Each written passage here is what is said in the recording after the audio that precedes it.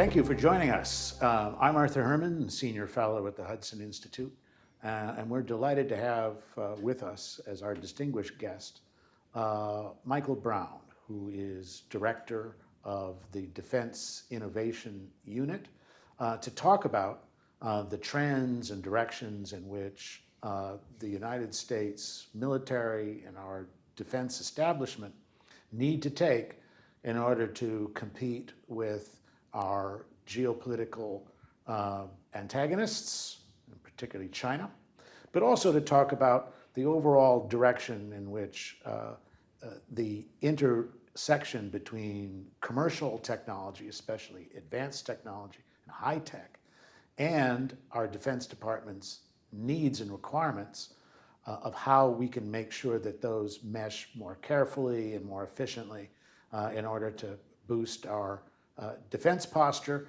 but also to protect both our national security and also to our economic security. And so it's a great pleasure to me to have with us Mike Brown for this discussion. And Mike and I will be talking and engaging in an overall discussion and dialogue about these issues, and then we're going to open it up to some questions from our distinguished guests in the audience as well. Let me say a few words about Mike Brown. Mike Brown has been Director of the Defense Innovation Unit at the Department of Defense since 2018. Now, the DIU, as it's known, the Defense Innovation Unit, was founded in 2015, and it's been in the forefront of finding ways to field leading-edge commercial capabilities to the military faster and more cost-efficiently than the traditional defense acquisition methods. And we'll talk a little bit about the contrast today. Now, before serving as DIU director, Michael served 2 years, from 2016 to 2018, as a White House Presidential Innovation Fellow at the Department of Defense.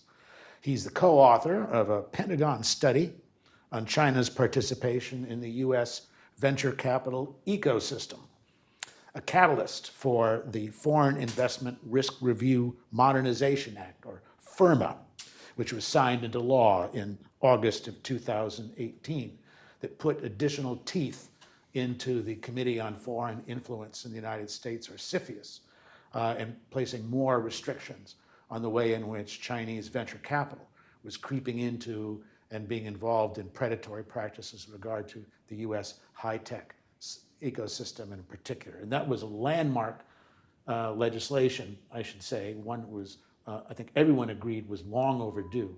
And thank you again for your hard work on getting that put together and explaining why it had to be done and why it had to be done now. Prior to his life in government, Michael was the CEO of Symantec Corporation and the former chairman and CEO of Quantum Corporation. Of course, when I saw that, anything having to do with quantum is going to get my attention right away. But the Quantum Corporation in this case was involved in computer storage industry, right?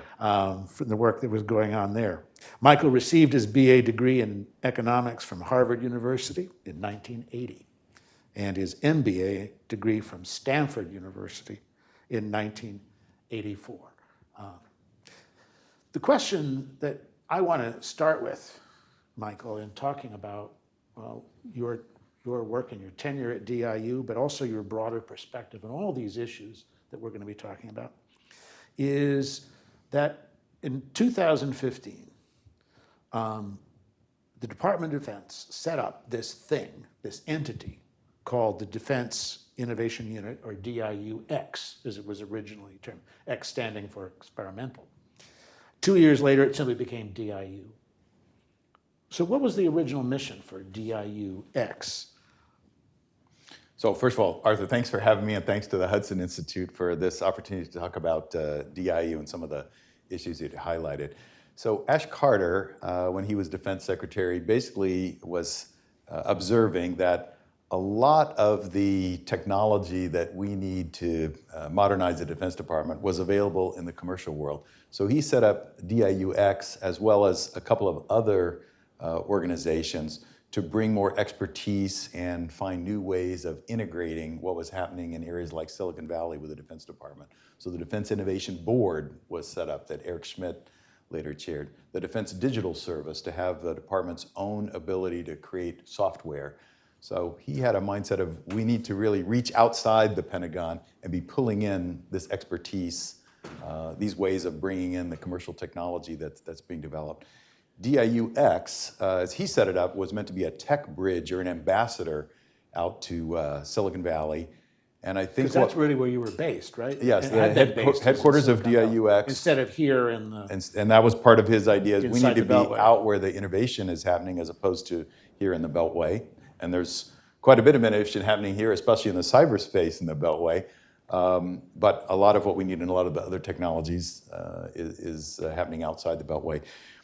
And that concept evolved from tech bridge or ambassador under my predecessor, Raj Shah, to say, gee, if you want the attention of the commercial world, you've got to be offering an economic incentive, which really means, can we do projects that bring those companies in as vendors?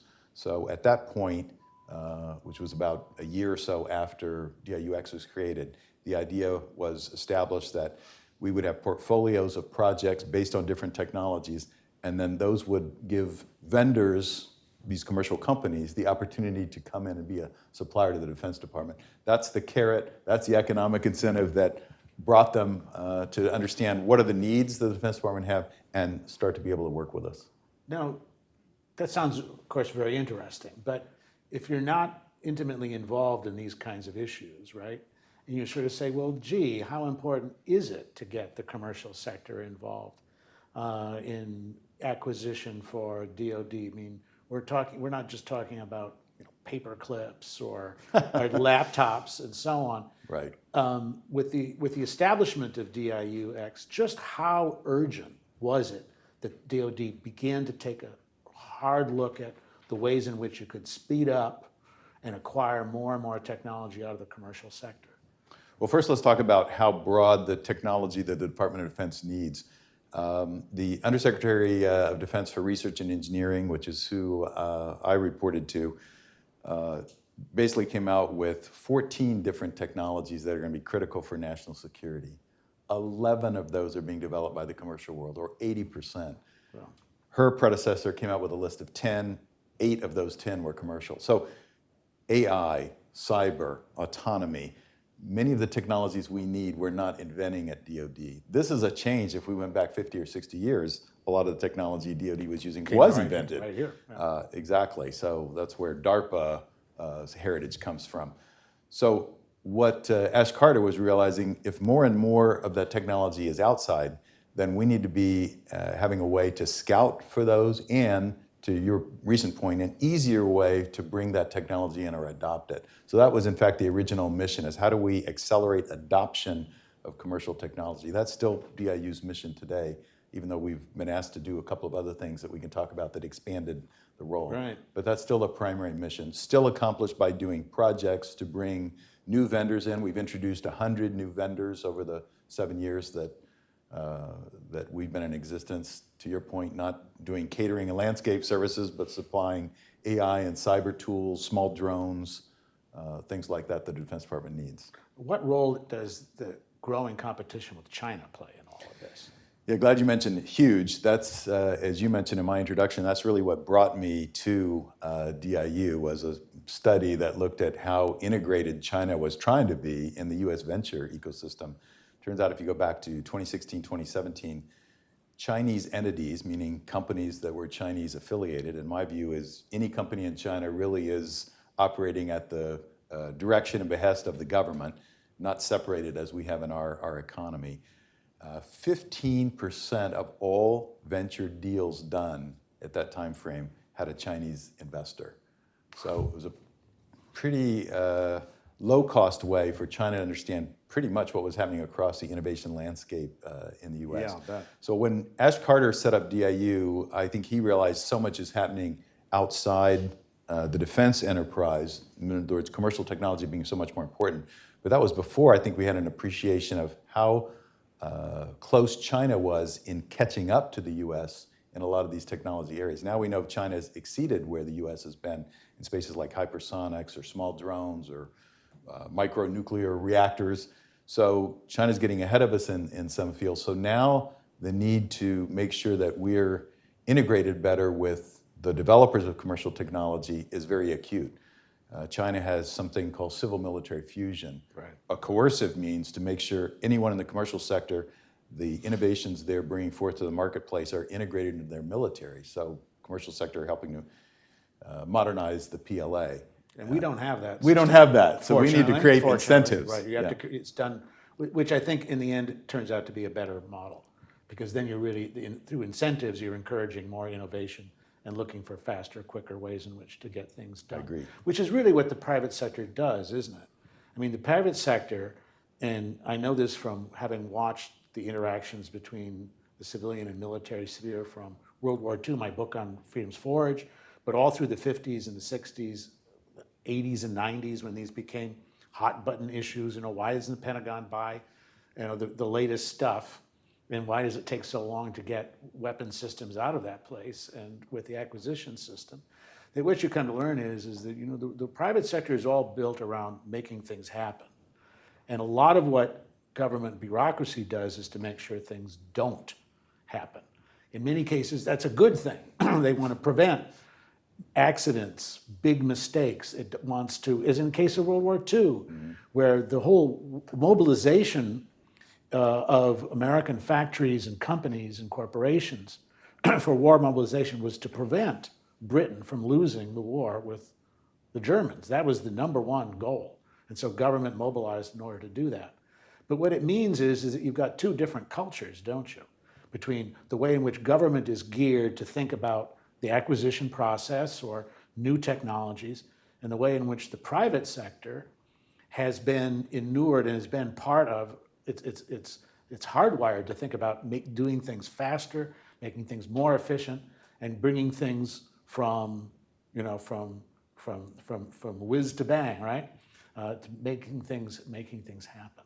And that must be a huge challenge for a outpost like yours, where you're sort of poised between those two camps and working with both. Well, it's an opportunity because we want to use the best of the capitalist system to be able to modernize the military. But the culture clash that occurs is the military is used to buying very large hardware platforms and keeping them around for a long time. That's very different than how we think about an iPhone or something else we're buying in the consumer world, where we're going to replace that quickly, and it's a very low price point compared to a large weapons platform. So I think what I would observe from my time at DIU and DOD is that we just don't have enough variation or ability to adapt our processes to buy the things that the commercial world is producing, meaning things that don't have a large sustainment strategy associated, and they're more attritable, things at lower price points, things that need to be refreshed faster.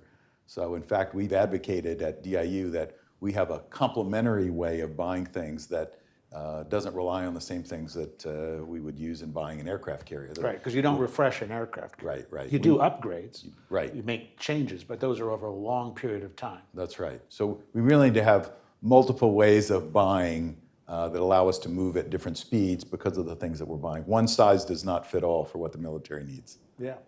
Now, when I think about DIU and DIUX and the founding of it, in my mind, I associate it with the work that you mentioned, Ash Carter, but I'll also mention Frank Kendall and Bob Work, and the strategy that they worked on at the Obama Pentagon, which was the third offset strategy. And that is that through that acquisition of commercial technologies, commercial-based technologies, you could, in fact, offset whatever material advantage China or Russia would enjoy in terms of its both its geopolitical, geographic position, you know, dominating the Eurasian landmass, but also of militaries which were built around, you know, quantity, not necessarily around quality. And that through America's high-tech, tapping into America's high-tech expertise, you could counterbalance the advantage that they had in terms of numbers of missiles or numbers of tanks or numbers of soldiers, ships, whatever. From when you came in with DIU, how much of that legacy about the third offset strategy and that kind of broad strategic thinking was still operative in the people you were working with, whether at the Pentagon or elsewhere? I'm also just curious, whatever happened to the third offset strategy? Because I thought it was a very interesting and innovative approach, and yet it never really sort of seemed to get beyond a kind of conceptual level to really thinking about, here's a blueprint of how we do this. Or am I wrong? No, I think you're right. I think we were in a quest for, is there a technology, a super capability where we have the technology and our adversary doesn't? That's the offset, right? Right. Going back to That's it. the time period when we had nuclear weapons and nobody else did in the world. But what's happened in the meantime is technology diffuses globally a lot faster. So a lot of the new technology that we need is digital. And our adversaries are looking at that too. And we don't control in the US or the US military that diffusion of global technology. So AI is available to us and our adversaries. Cyber tools are available to us and our adversaries. So it's more difficult to find that super capability that you have and someone else doesn't. Right, It a doesn't- monopoly. A monopoly on that particular kind technology. of technology. Yeah. And so I think the last defense strategy from 2018 recognizes this because it says that really the advantage is going to go to that country that has more agility, that's able to adopt technology faster and figure out how to use it, what we call concepts of operations or CONOPS. So the ability to move fast, incorporate that technology, put it to work in some unseen ways is probably going to be more important than that quest for what is that capability we have and what is that particular technology or Right. what state it's in, but how do we integrate that into the, and that also requires, that's what you're getting at, isn't it? Yeah. You have the need for an agility in terms of acquiring technologies, but also an agility to how you envision and imagine those technologies working into a concept of operations. That your warfighters can say, that solves a problem that we've been worried about or thinking about. So this highlights the fact that we do need to move faster at DOD, because if we're stuck in a way that is basically from 50 years ago, that if we're going to bring in new capabilities, it takes us, and this is actual data, 9 to 26 years to incorporate a new capability. That's on average. That's too slow, because our adversaries perhaps are moving faster than that. We need a way of bringing capabilities that are 1 to 2 years. And to do that, you have to rely on what the commercial world is doing. So you're not going to be able to take technology from a lab, develop that with a defense contractor, and have that be a fast process. We basically need both. We need the capabilities of the large weapons platforms. That's going to take time to go to the next generation after F-35. But you need to complement that with some of the capabilities that are coming from the commercial world today, which can give you an advance in capability much faster. So Admiral Selby, the director of Office of Naval Research, and I have basically been advocating for what we call the hedge strategy. We need to hedge the capability of the large platforms with some of the newer capabilities that can come from the commercial world, and imagine those being fielded together. Yeah. And through that, you can come up with new operational concepts.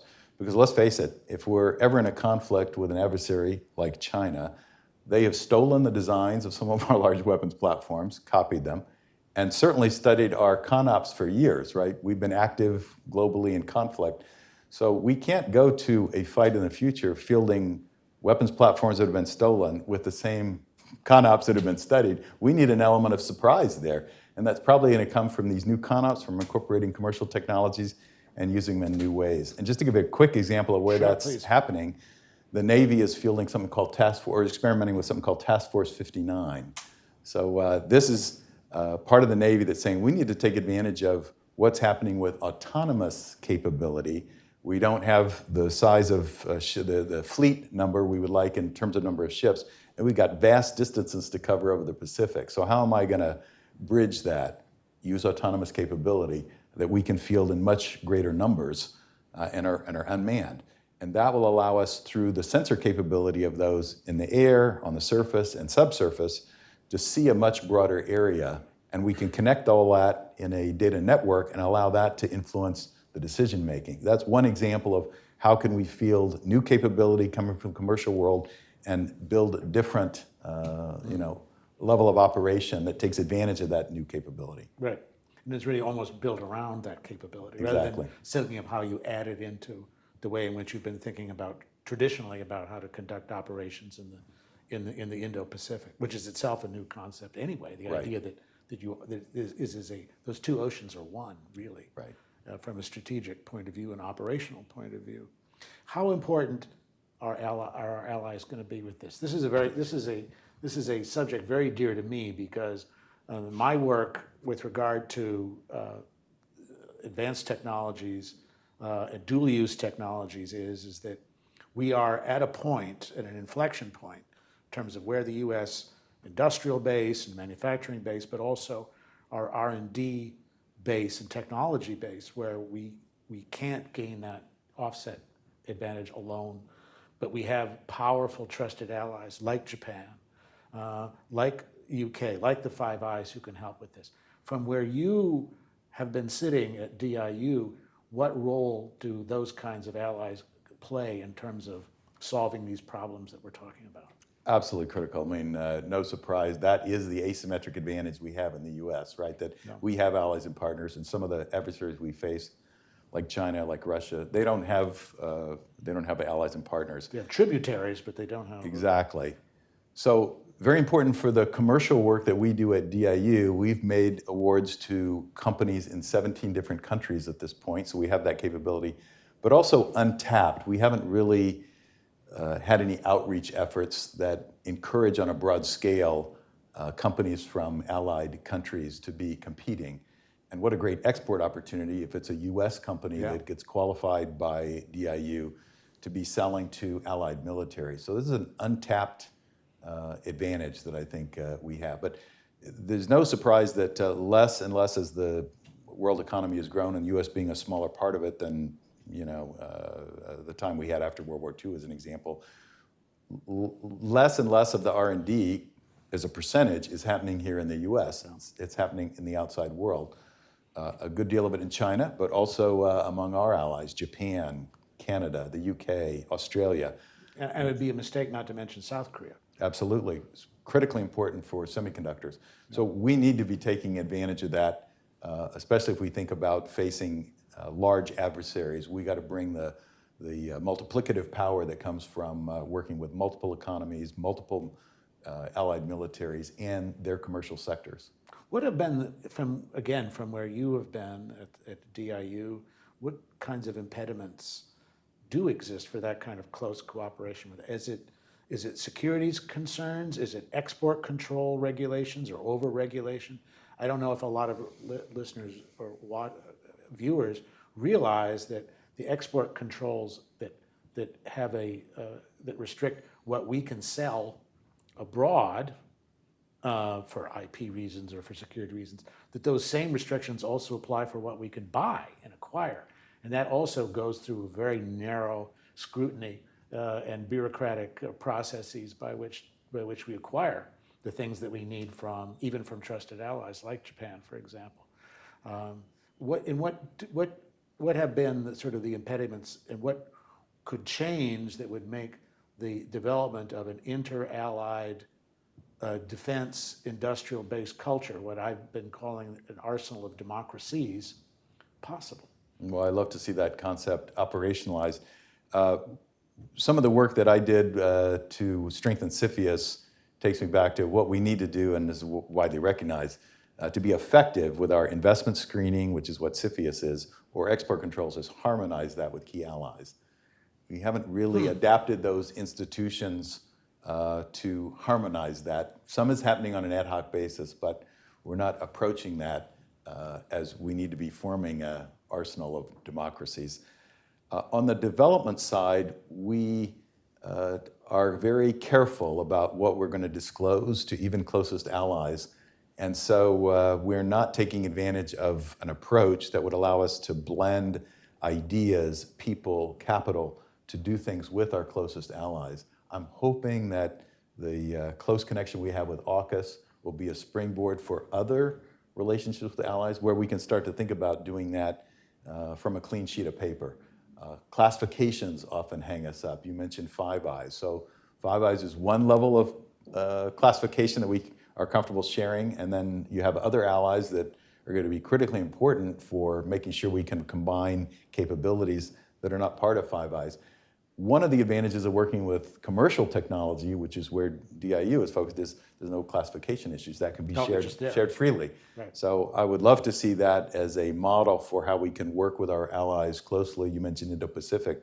There's a tremendous number of countries there. If we can use commercial technology like the drones that I just mentioned for Task Force 59, or overhead imagery, more and more of our ability to understand the situational awareness comes from sensors in space. So we pioneered at DIU SAR imagery, synthetic aperture radar. That is a radar versus electro-optical image, and you can see through clouds and at night. That's right. A game changer in Ukraine. So we can be using that kind of technology shared with allies and looking at a combined picture, common operating picture with our allies, because it's not classified technology. Now that sounds like a success on the part of DIU. If you think about it, looking now at your tenure there and the work that DIU did, what would you list as your biggest successes? Well, I think a lot of it has been in scaling. So DIU existed, and we had some success with projects by the time I took over DIU, going back to 2018. But we've now shown we can scale this. We can go from a couple of projects to now we've transitioned 50 different capabilities to the military. I mentioned that we brought in 100 vendors. We certainly looked at probably 200 vendors to get to that 100. So making the opportunities with the Department of Defense more available to more commercial companies, basically saying the water's fine, come on in. We've transitioned 50% now of the cumulative projects that we've started, which is a pretty high transition rate. A lot of the science and technology community would view 10% as a high rate for technology to get fielded. Transition for us means capability in warfighters' hands. A demonstration, an experiment doesn't count. That doesn't count. If you didn't get it into the hands of a warfighter to help them with capability, you haven't really been successful. So we have a tremendous number of more projects underway, 100 projects underway, more capabilities getting into warfighters' hands, increasing the rate at which we've been able to get capability in warfighters' hands, and then expanding the vendor base. The last National Defense Strategy has a concept, National Security Innovation Base. That means to support the military, we need to be drawing on a lot more talent than we have traditionally, as the defense industrial base has shrunk. Right. So we need a lot more academic talent, small companies, entrepreneurs, investors. We need a lot more people focused on the needs of the military for us to be successful. So they won't go running from the room when they hear about what the government contract process can be like. Exactly. Or see FARC on a bookshelf. Right. And say, I'm going to have to read that. That's the federal Federal Acquisition Regulations. Yeah. So I think another success is really operationalizing some authority that we got from Congress, other transaction authority, not the sexiest name, but it allows for a complementary process to the Federal Acquisition Regulations. And it's not new. They gave that to NASA in 1958 after Sputnik. But it does allow you to move quickly and flexibly. And there's no reason why that shouldn't be much more widely used across. And become a norm. That's right. Eventually, right? The right. bypass becomes the main highway. Right. By which you acquire technology. So that was, you think about those in terms of successes. I'm not doing my job if I don't ask you, what are your biggest frustrations? Well, part of it is that while I'm proud of the successes, I feel like we're just scratching the surface. I would have liked to have achieved more in terms of capabilities that really help the Department of Defense. Here's what I mean. So we brought in 50 capabilities over my tenure, and the revenue for those commercial companies we're tracking now was about $5 billion worth. So that's significant for a number of companies, the largest of which was Anduril, a company producing a counter-drone system. They just received a $1 billion follow-on contract from Special Forces, or SOCOM. So great. But during that same time period, when that $5 billion was generated by those commercial companies, the Defense Department has probably bought $1 trillion worth of equipment. So small, yes, less than 1%. So I don't think it's ever going to be the case that commercial companies are supplying 50% of what the Defense Department needs, but there's a huge amount of opportunity that we could be sourcing from the commercial sector. Because a lot of the problems we have in the military are commercial problems. Sensors, sensor fusion, making decisions faster using AI, the cyber tools that we can put in place, communications that we do to forces around the world, those are commercial-oriented problems. Right, and these are problems now. So it's not just a question of tapping into high-tech expertise and forward-thinking teams of engineers and entrepreneurs thinking about next generation. We're talking about this generation weaponry and needs that and requirements that our military has. And I know when we have talked about, for example, one of the important things about acquisition reform here is speeding up the process, not just to acquire future technologies, but technologies right now, rather than laying out a plan for something that will be fielded in 2035 or 2040. How about something that'll be fielded in 2023 or 2024? I think that's a really important point, because if we think about how we spend money in the Department of Defense and the time period when DOD was developing a lot of its own technology, we still have a pipeline that starts with our own labs at the Defense Department, thinking about how do we field the capability that comes from a DARPA or Air Force Research Laboratory, et cetera. That's not balanced with the point you just made. A lot of capability is available today in the commercial world. So what kind of resources are we putting on scouting for that technology and bringing that in? So in other words, our pipeline for bringing capability for the department relies on the more traditional methods, thinking it's going to take a long time. And while we talk a tremendous amount about acquisition reform, you really have three legs of the stool there, where acquisition gets a lot of the attention, but requirements, we don't bring in capability to the Department of Defense without thinking about what are the requirements. That basically is DOD telling a supplier what to build. So maybe that makes sense for aircraft carrier. That's going to be a one-off, and it is going to work with one customer. But if we're talking about satellite imagery or digital wearables or small drones, we don't need to tell the commercial market what to build. In fact, we limit their creativity by saying this is what we think in the Department of Defense. We need to leverage what's happening in the commercial world and the tremendous number of different ways to solve a problem. So we never start at DIU with requirements. We just start with what the problem is. The third leg of the stool is budgeting. So we don't have a way to get the money at DOD to need quickly because it takes about 2.5 years to program $1 of spending. So that's not an agile system that allows you to recognize emerging threats or take advantage of opportunities that come from commercial technology that can solve a problem. It's rooted in a system from the McNamara era that says we can predict the future. Our future is very predictable. Maybe it was in the auto industry in the 1950s, but we don't live in that world today where it's predictable. Things are happening around us all the time where we need to shift resources.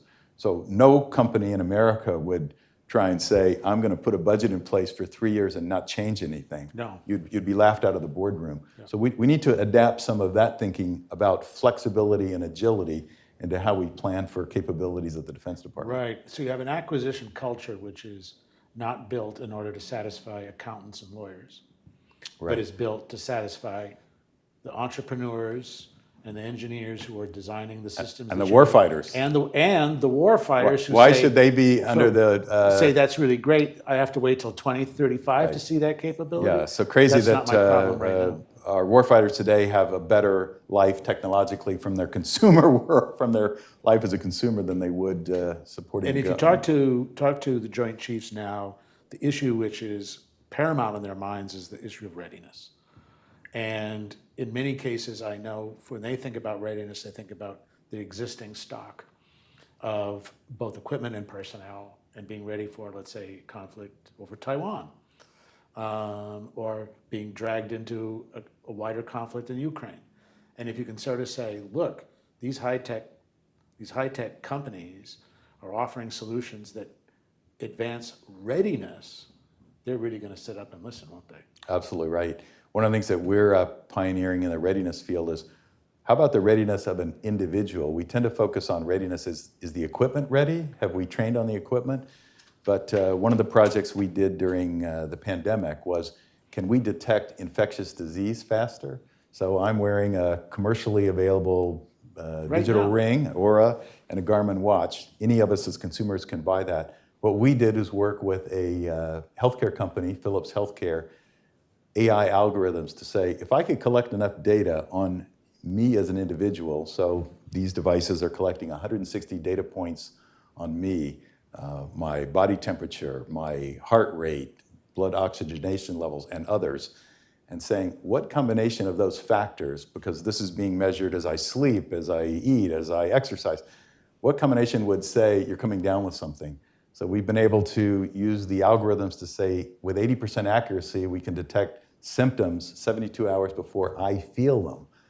That's critical for readiness if we're going to send sailors on an aircraft carrier like the Teddy Roosevelt or folks up for an air mission. In fact, we could be able to detect, is someone too fatigued to be assigned to that mission, not just whether they're coming down with sickness. Very important dimension for readiness. So new technologies like that available commercially today can really improve our understanding of readiness. Because I know the whole question about readiness from the Joint Chiefs standpoint is not just having the right equipment, it's having people who are psychologically as well as physically ready in sufficient numbers to perform at the level which will be required with all of this. If you had a magic wand, what change would you make in the Pentagon's acquisition system? What would really seriously change for you, where you sort of say, now we're on the right path for where we need to go? So I do two things. One, I would ensure there's better balance between the long-term R&D that we're doing, that we talked about, brings capabilities in 10 to 20 years. We definitely need that. That's going to create some of the breakthroughs, and some of the government research that we've done there has created tremendous foundations for economic prosperity for the country. So think about DARPA's history with AI that they started working on in the 60s, the internet, GPS, miniaturized electronics. So we need that long-term research. But in today's world, we need to balance that with what is available commercially and how much energy are we spending on that. So just an example, the venture capital industry in the US is investing on the order of $350 billion per year in new opportunities. And while I don't think all of those are going to be focused on national security, I'd like to get a fraction of that focused on national security. So that's 3 times a record level S&T budget if Congress grants us that. It's in the president's budget request. 3 times that for fiscal year 23. So big opportunity out there to influence what's happening in the private finance world to support national security. And that would give us capabilities that we can field so much faster, because to the point you were just making, the military is concerned about, if we have to fight tonight, are we ready? What capabilities can we field? If you talk with Admiral Aquilino heading up Indo-PACOM, his concern is not, am I going to have capabilities in 2040? What's coming in the next year or two that's going to be a stronger deterrence to make sure we don't have to go to a fight in the Indo-Pacific region. Readiness and resilience. Because we may be out there for a while. That's right. And so you have to be able to have systems that you can count on, not just for a week or 48 hours, but something that can sustain a longer conflict. That's right. So I think the balance of what we're doing, longer term research to what capabilities we can fill today, really leads to the hedge strategy that I talked about before. That would give us a better hedge on large weapons platforms. I'd combine that with a different way of buying commercial goods. So again, we have that one process fits all mentality that starts with requirements, then acquisition, then budgeting. We need something that's a lot more flexible. So we've advocated at DIU something we call fast follower strategy. So how could we fast follow what the commercial world is doing? So that comes from the tech world, where most tech companies are trying to be first mover. I get to market first. But for those companies that don't, because only one company can get there first, the other companies are trying to fast follow. They're not saying, oh, well, I'm going to sit back and wait. No, wait. I'm going to fast follow. What does that mean for the Defense Department? So a couple things. First of all, we have to decide who's going to buy the commercial technology. Much of it was not designed for a service specifically, like small drones or these digital wearables. So it's not being designed for the Navy versus Air Force. So you have to decide who's going to buy that capability. So the department has to make an administrative or executive decision on, let's assign that responsibility somewhere. Then that can be a source for collecting the expertise to assess that capability and the budgeting. So think about the concept of a capability of record instead of program of record. Program of record, which we're all familiar with, is I'm going to think about a requirement, like maybe for a fifth-gen aircraft. I'm going to write a requirement, then I'm going to choose a vendor, and I'm going to buy that for 20, 30 years or more. That's pretty much how the system works now. That's the system, program of record. Think about a capability of record, small drones, let's use an example. I know I'm going to need that capability, but I sure as heck don't want to buy from one vendor for 20 years. I really should think about funding or budgeting that capability on an ongoing basis, but letting the Defense Department decide who's the vendor and let's refresh. So the whole mindset needs to be on fast cycle. Because someone might have a better mousetrap. Exactly. Might have a better small drone. Not only someone have a better mousetrap, but we have, with commercial technologies we talked about a few minutes ago, our adversaries have access to it too. That's right. So if we're not moving at commercial speeds, we might be giving an advantage to an adversary. So that whole concept of who's going to buy it, how do we budget for that as a capability instead of a program, and how do we refresh that at commercial speeds would transform the capability that we're fielding. Yeah, I mean, allow us to catch up. I mean, Yeah. a data point which has crossed my desk recently is that China's acquisition cycle is about 5 to 6 times faster than ours. And if that's true, then we've got a lot of ground to make up for from that point of view. And we've got an environment which has been changing too. And so this brings me to my last 2 questions, and then we'll open it up for discussion. If you look at the current situation from where you've been sitting, look at the current situation. We've got an ongoing war in Ukraine. We've got China's threat to Taiwan. We've got Iran perhaps on the cusp of acquiring nuclear weapons. Looking at this environment, looking at this situation, what is it out there that keeps you awake at night? It's that we are not moving fast enough. Ukraine has told us that the world is unpredictable. You don't know where the threat's going to be coming from or what you're going to be facing. The interesting thing about watching the Ukraine situation is seeing, for me, the importance of commercial technology, because we've seen the Ukrainians use this to asymmetric advantage. We're talking about small drones. We're talking about using the Starlink commercial satellite network for communications. Which are powerful lessons. The satellite imagery, the SAR imagery that basically allowed our intelligence community to share with the world their predictions about Putin was going to be doing. You might remember before the invasion started, there was a lot of question, is Russia moving in or not? Even Zelensky was saying, oh, there's not going to be a war here. And Russia was even fueling this with propaganda, sending some videos of tanks on rail cars saying, oh no, we're moving out. Yeah. And our intelligence community was able to say, no, that's not true. Here's the imagery that's showing your forces continue to amass on the border, because it was commercial technology that could be shared not only with allies, Ukrainians, but with the press. So the whole world was able to watch that. So we've never seen a conflict where commercial technology has been more important.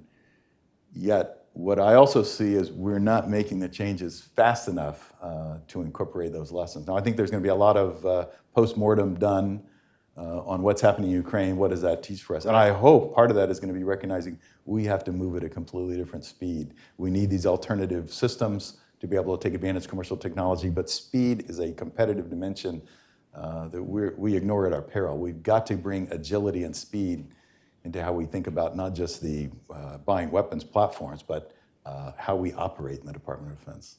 And what you're saying, and your point all along has been, so many of the solutions are out there already. You just have to reach out and grab them. And that our adversaries, if they are moving faster, as your data about China suggests, means if we don't, we're going to be at a disadvantage. Yep, very much so. Should we open it up to questions? Sure, absolutely. Please. Mike, What I'd like you to do is, we've got a microphone, so we make sure that the questions get onto the stream, but also identify yourself and whatever affiliations you care to divulge in the process. Good afternoon. This is Ellen Lord, formerly Undersecretary for ANS, and now doing boards and advisory as part of Johns Hopkins Applied Physics Lab and so forth. Mike, thank you very much for your service. You've clearly articulated how you've been able to capture commercial creativity and apply it to some national security challenges we have. I'm curious, given all the capability you see if you were able to control what DOD was doing for a day, so to speak, what would you have the budgeteers, the programmers, the acquisition professionals start doing, stop doing, do more of, do less of, in order to actually get capability in the hands of the warfighter? Well, thanks, Ellen. I consider Ellen a friend. DIU would not have been nearly as successful without her delegating some acquisition authority to DIU so we could do our own contracts. Absolutely critical for us to move at commercial speeds. I think, and Ellen is also the vice chair of the PPB&E Commission, which is studying how can we change how we're doing program planning, budgeting, and execution. And so that really leads to the answer, which is we need more flexibility, as Ellen knows, in terms of how we think about addressing evolving threats or emerging opportunities. And if we don't have that flexibility in the budgeting process, we're never going to be able to address those. So today we have the Congress appropriating money at very low levels of granularity. So that means unelected staffers are basically determining a lot of what we're doing, and they're great people, and I have respect for the weight of their job, but they can't be subject matter experts in all of the technology trade-offs and force decisions that need to be made. And the technology world is moving so fast, what we need is that flexibility so we can adapt. So back to what we were talking about a minute ago, you'd never, as a company, which Ellen's run and I've run, you'd never say to the board, I'm going to give you a budget for 3 years and I'm never going to look at it again. We're just going to execute on that. That's what we're doing in the Department of Defense today, and it just makes no sense.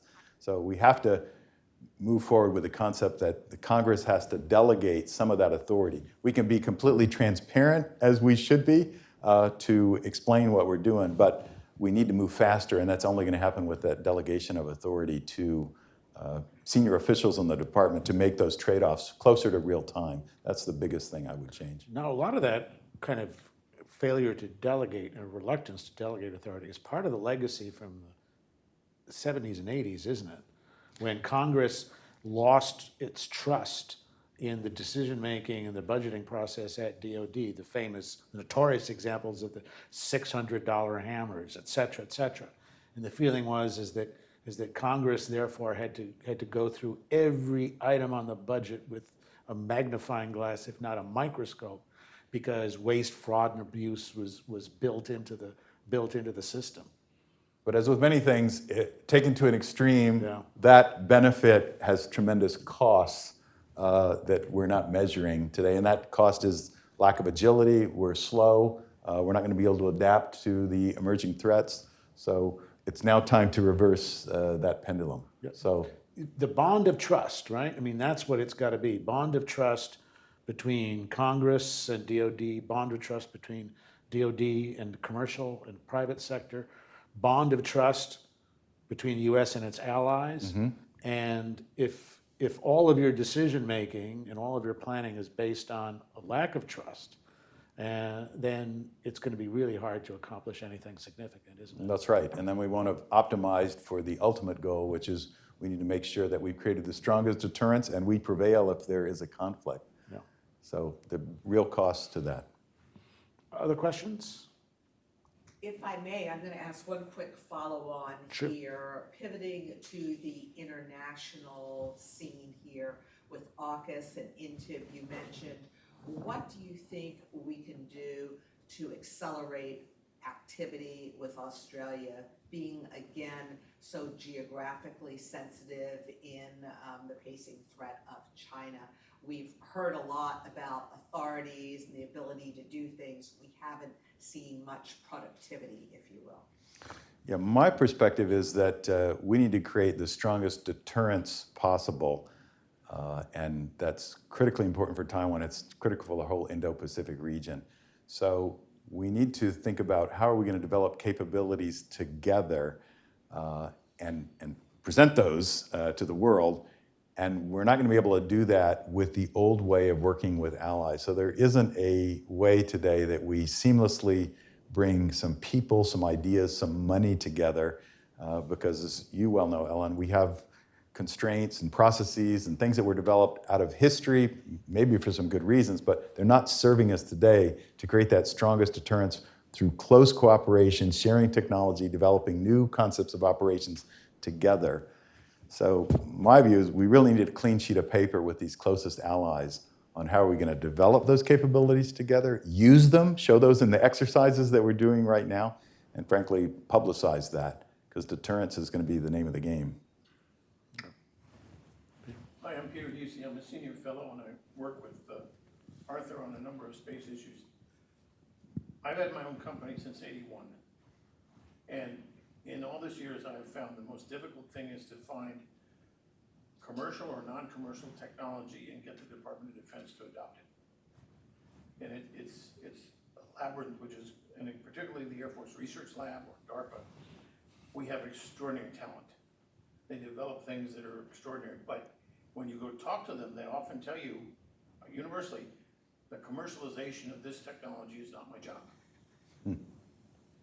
What's the way in which you can leapfrog, you have it developed, get it demonstrated so that the military, whatever service, can say, it works, I want that. Yeah, I'm glad you brought up space. DIU each year has worked with Space Force and Air Force Research Laboratory to do a report called State of the Space Industrial Base.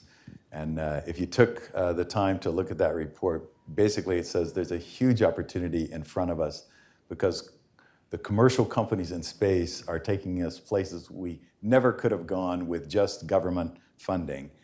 But we're not taking advantage of that because we don't buy enough from those companies. So much of that industrial base is waiting for what could be their largest customer, the US government, to say, okay, I'm going to start placing contracts.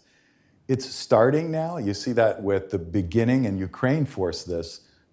Some of the commercial satellite imagery is now moving on contract with the National Reconnaissance Office. We're now seeing some of the commercial space companies be successful because we've now, and DIU started working on this 5 years ago, launch as a service is a concept now. I don't need to own the rocket. I don't need to own those satellites. I can buy the data as a service. I can buy payload space.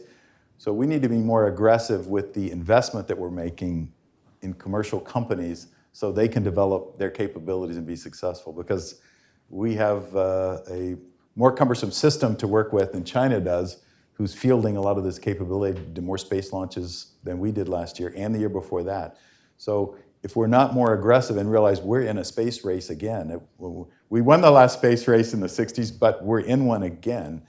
And we don't have to dig too deep to know that a lot of the capability we need here on Earth is really enabled by all of the technology that's in space. So I see there's a tremendous role for the Defense Department here to make that a market that is profitable. And that requires forward-leaning contracts with commercial companies so they can be successful. And therefore, as a nation, we have that capability that they're able to provide. So I'm worried we're being too cautious there and not allocating enough. Critically important for the future.